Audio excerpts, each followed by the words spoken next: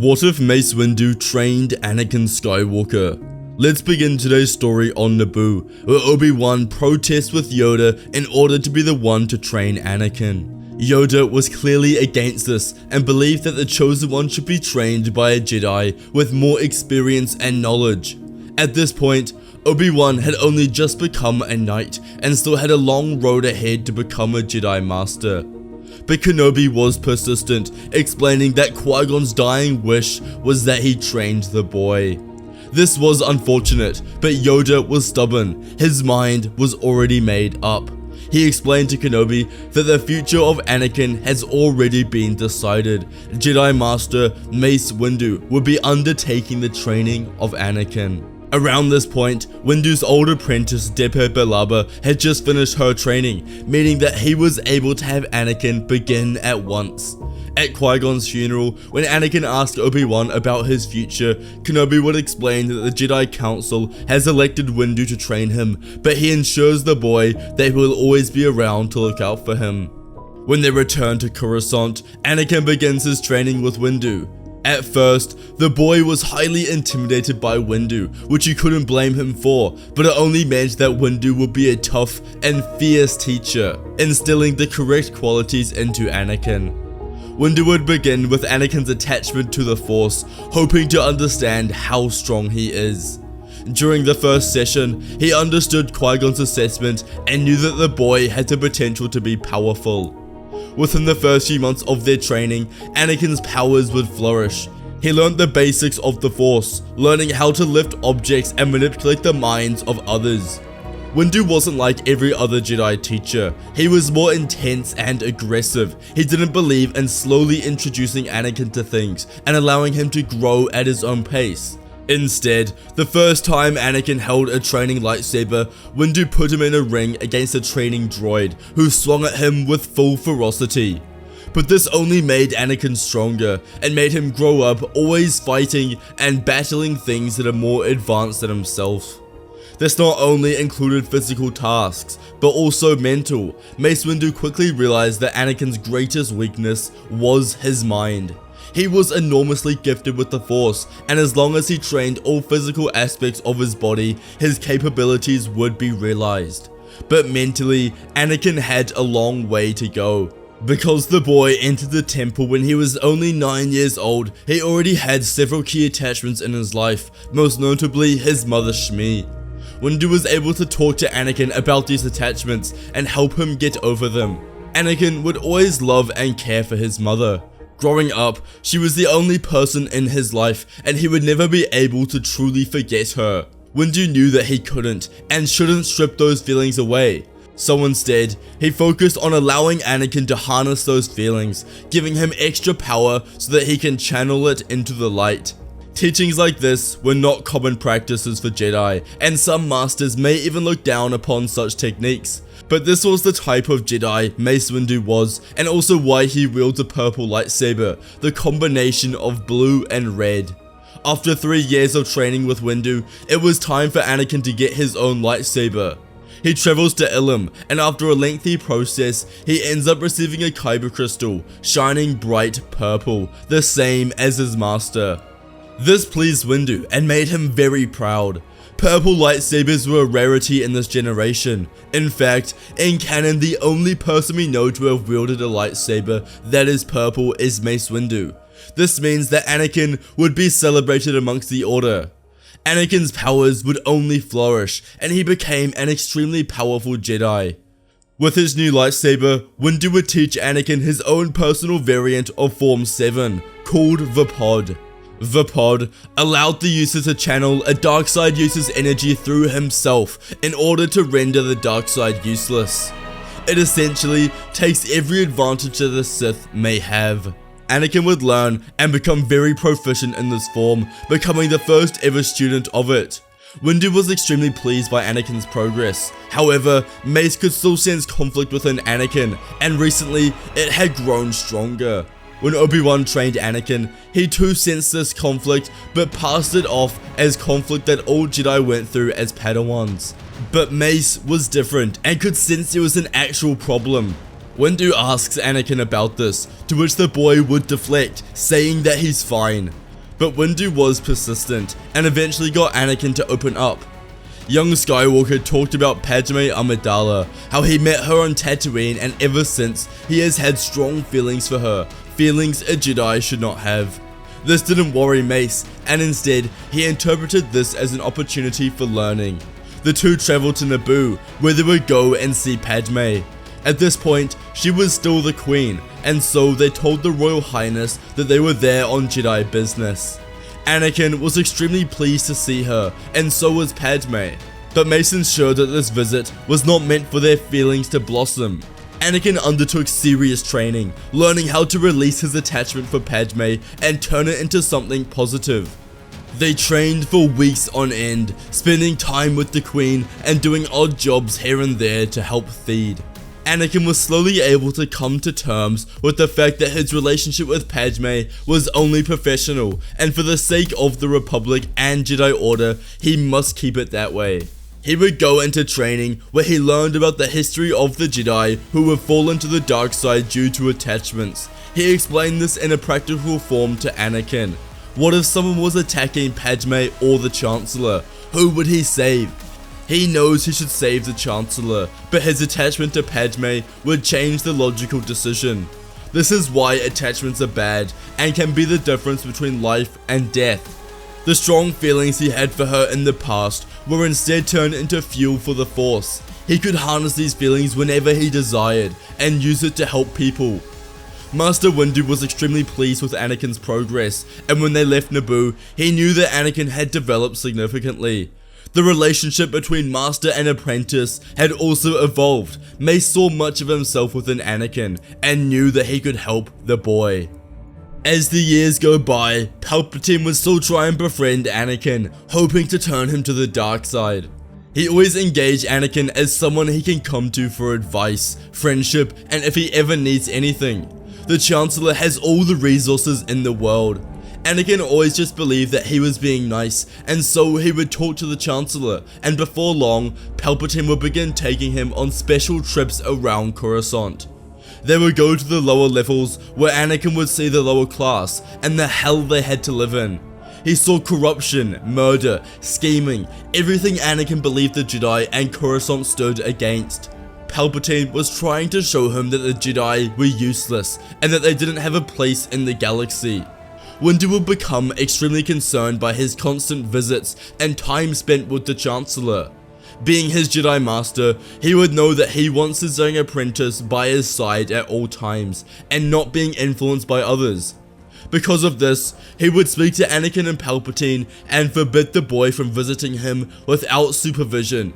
Palpatine would continue to try and spend time with Anakin to further his manipulation, but their friendship was completely cut off by Mace, and thus, Palpatine knew that any chances of turning Anakin to the dark side was lost. He needed a new plan. Soon after, the Clone Wars would begin and the Republic was thrusted into chaos.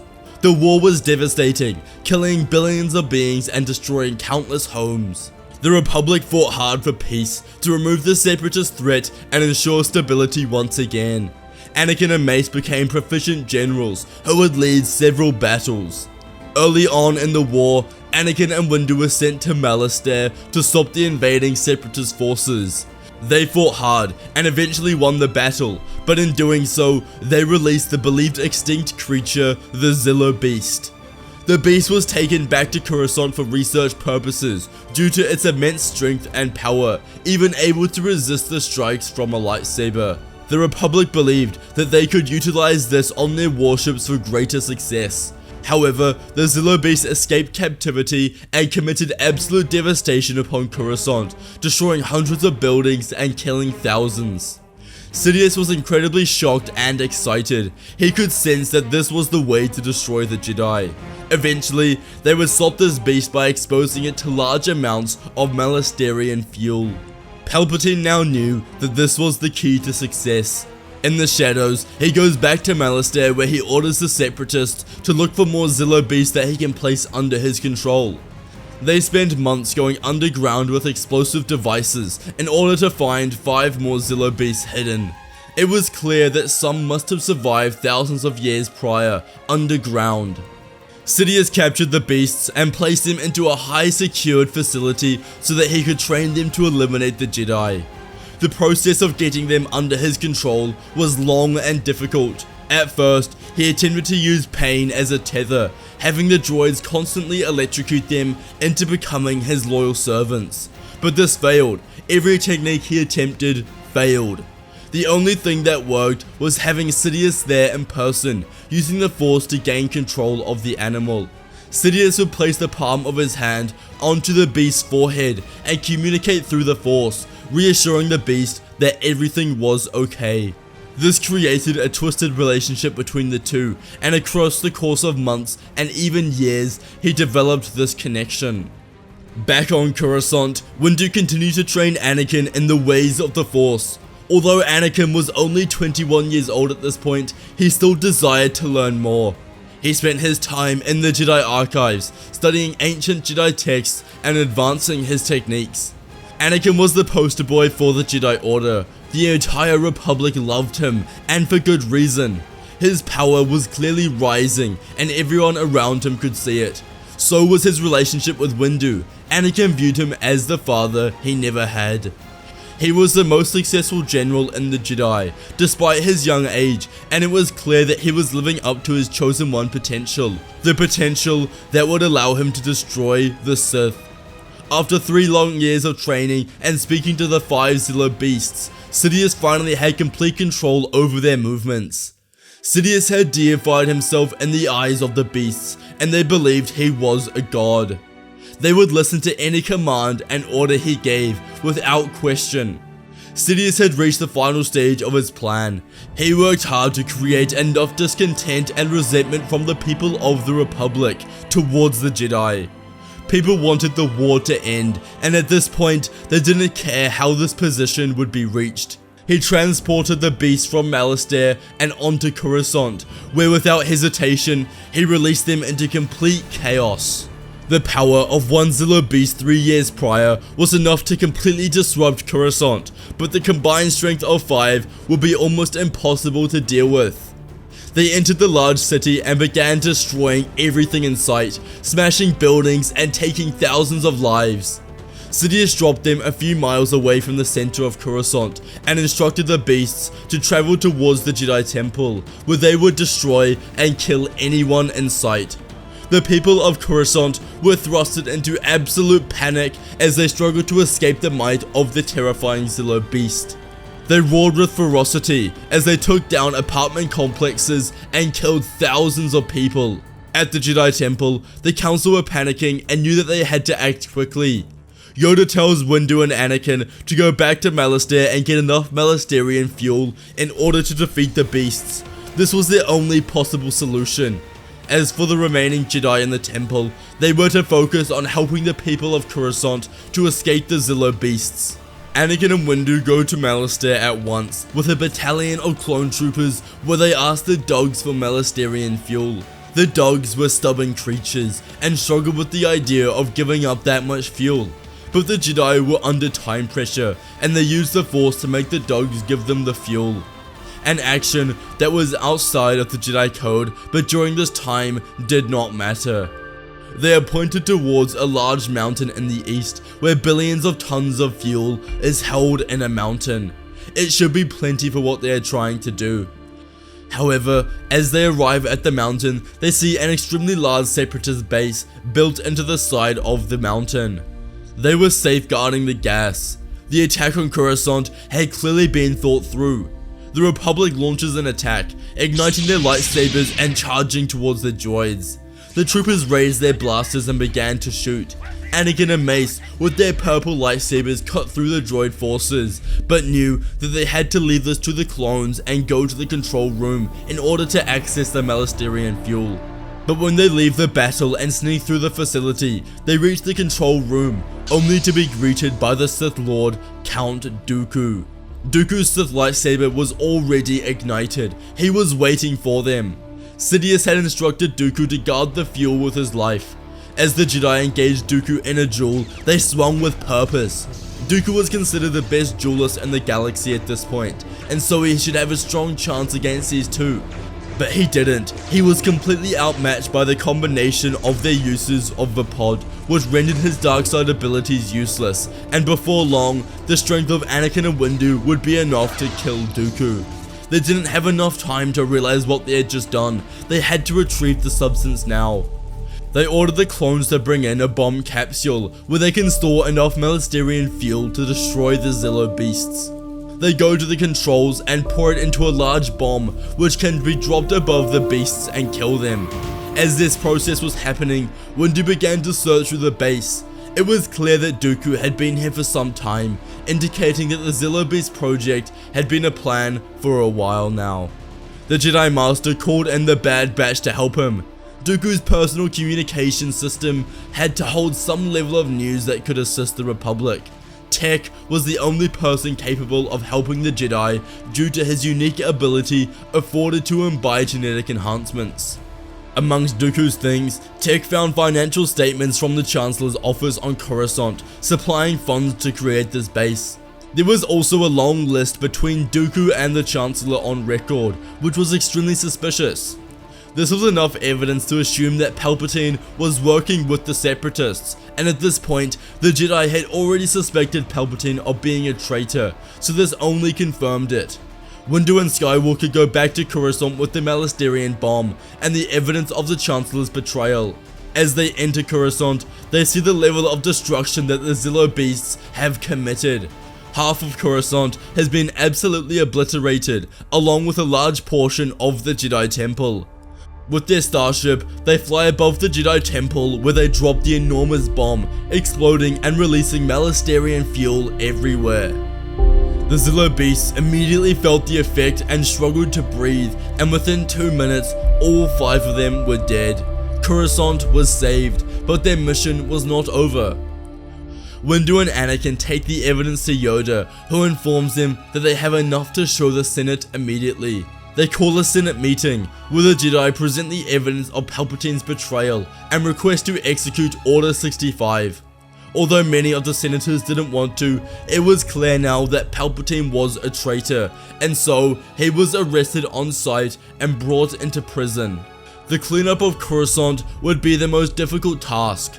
Rubble and debris was everywhere as they look upon the city of chaos.